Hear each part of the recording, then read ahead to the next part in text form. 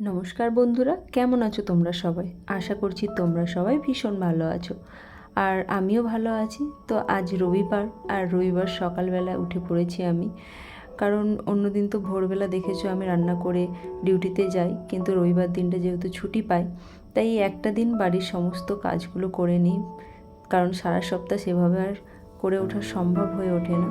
তো প্রথমে যে কাজটা আমি করি ঘুম থেকে উঠে, যেটা হচ্ছে এই যে বিছানাটাকে ঠিক করে গুছিয়ে নেওয়া। আসলে জানো তো, মায়া হচ্ছে সব থেকে বড় জিনিস। আর যেটা হচ্ছে এই যে বাড়িটা, এটা আমার নিজের বাড়ি না, এটা ভাড়া বাড়ি। তবু এই ছোট্ট এইটুকু বাড়িটার মধ্যে এত বাড়িটার ওপর এত মায়া পড়ে গেছে যে এটাকে একটু অগোছালো দেখলে পরে মনটা ভীষণ খারাপ লাগে। আর যেহেতু আমার বেড নেই, সেই কারণে মেঝেতেই এইভাবে বিছানা করে থাকি। আর এদিকে দেখতে পাচ্ছ রান্নাঘরটা আমার এখনও বাসন ধোয়া হয়নি, গ্যাসটা পরিষ্কার করে নিয়েছি। আর এই দিকটাও এখনও গোছানো হয়নি। তো সব কিছুই আজকে মোটামুটি রুমটা পরিষ্কার করবো ভেবে নিয়েছি। আর এই যে এইটুকু জায়গার মধ্যে এত জিনিস আমার ভরে গেছে, একটু একটু করে যে কবে এত কিছু কিনে ফেলেছি আমি, সেটা আমি নিজেও বুঝতে পারিনি। তারপর আমি আস্তে আস্তে সমস্ত কিছু পরিষ্কার করে করে ঝাড়ু দিচ্ছিলাম। সবাই একটা কথা ঠিকই বলে, বাড়ির বউয়েদের কোনো দিনও ছুটি হয় না। সে কারণে আমার ডিউটি ছুটি হলেও বাড়ির ডিউটি কোনো দিনও ছুটি পাই না আমি।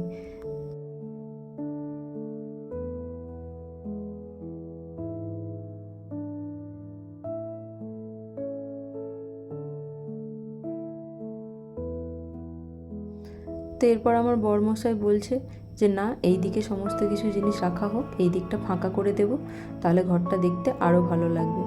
মানে এইটুকু ছোট ঘরটাকে ও গুছাতে আরম্ভ করেছে আমার সঙ্গে। তো এটা আমার ভালো লাগছিল কি ও গুছিয়ে দিচ্ছিল, ও একটু সাহায্য করছিল আমাকে।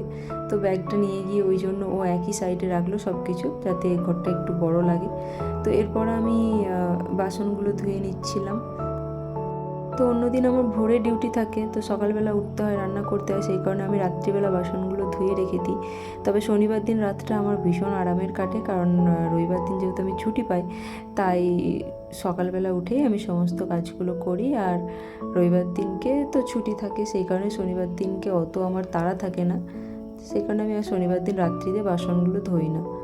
এই জন্য আমি রবিবার দিন সকালবেলা উঠে বাসন ধুই। নাহলে অন্য দিন তো আমি বললাম যে রাত্রিবেলা বাসনগুলো ধুয়ে রেখে দিই, বা অন্যান্য ছোটো ছোটো কাজগুলো এগিয়ে রাখি। যেমন সবজি কেটে রাখি, বা কিছু ভাজাভুজি করার থাকলে সকালবেলা ভেজে রাত্রিবেলা ভেজে রাখি, সকালবেলা সেগুলো তারপর কষে নিই। এরকম করে রান্না করে নিই, কারণ খুব তাড়াতাড়ির মধ্যে আমাকে করতে হয়। তো এদিকে অনেকটা বেলা হয়ে গেছে, এরপর আমাকে খাবার জোগাড় করতে হবে। তো তার জন্য আমি দেখো পেঁয়াজ কেটে নিচ্ছিলাম, যেহেতু আজকে রবিবার সকালবেলা সময় আছে, তাই জন্য আমি ভাবলাম যে একটু পেঁয়াজি বানাবো। তো সেখানে পেঁয়াজটা কেটে নিচ্ছিলাম। তো অন্য দিন ঘুগনি করি, কোনো দিনও আলুর তরকারি করি, বা কোনো দিনও অন্য কিছু করি। তো আজকে ভাবলাম মুড়ি খাবো আর সঙ্গে গরম গরম পেঁয়াজি দিয়ে।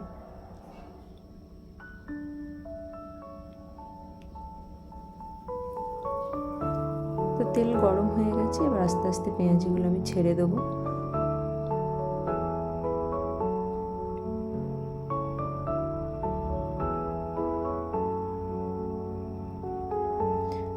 আচ্ছা, তোমাদের কার কার এরকম গরম গরম পেঁয়াজি খেতে ভালো লাগে বাড়ির? আমার কিন্তু ভীষণ ভালো লাগে। দোকানের কিনেও খাই, তবে এই বাড়িতে বানিয়ে খেতে আমাকে বেশি ভালো লাগে। তো এরপর বর আমার জন্য বাজার করে নিয়ে চলে এসেছে। আর এই যে একটা ডাব নিয়ে এসেছে, আমার শরীরটা গরম হয়ে গেছে, মনে হচ্ছিলো শরীরটা কষ্ট হচ্ছিলো, খারাপ লাগছিল, সেই কারণে ও নিয়ে এসেছিলো ডাব।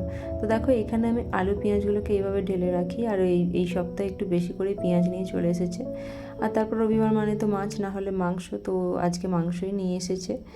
তো মাংসটা যেহেতু ওই রান্না করে, ভালো রান্না করতে পারে। তো তারপর মুড়ি খেতে বসেছি, এমন সময় ফোন এলো যে পার্সেল এসেছে। তো সেই কারণে ও পার্সেল নিতে চলে গেছে। আর এই যে মুড়ির প্যাকেটটা দেখছো, এইটুকু মুড়ির প্যাকেটটা এখানে কিন্তু 40 টাকা নেয়।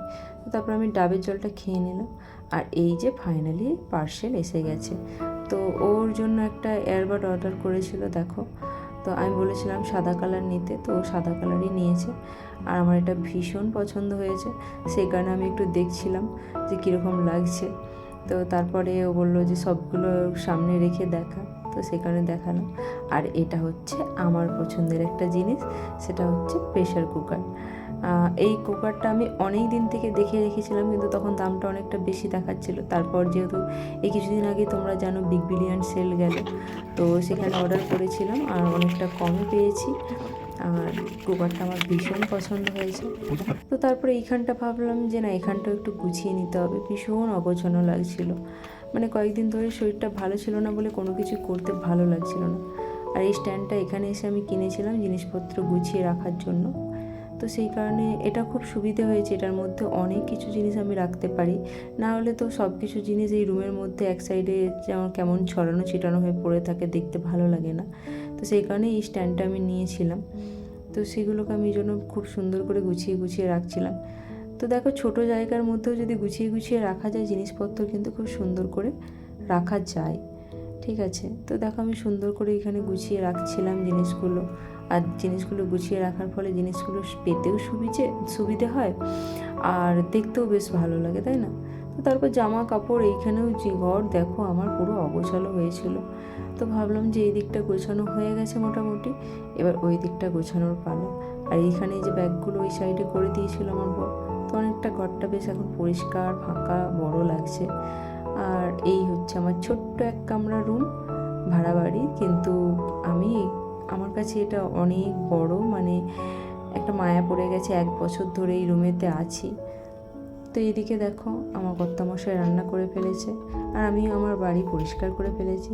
তো চলো ভিডিওটা এখানেই শেষ করছি। সবাই ভালো থেকো, সুস্থ থেকো, বাই।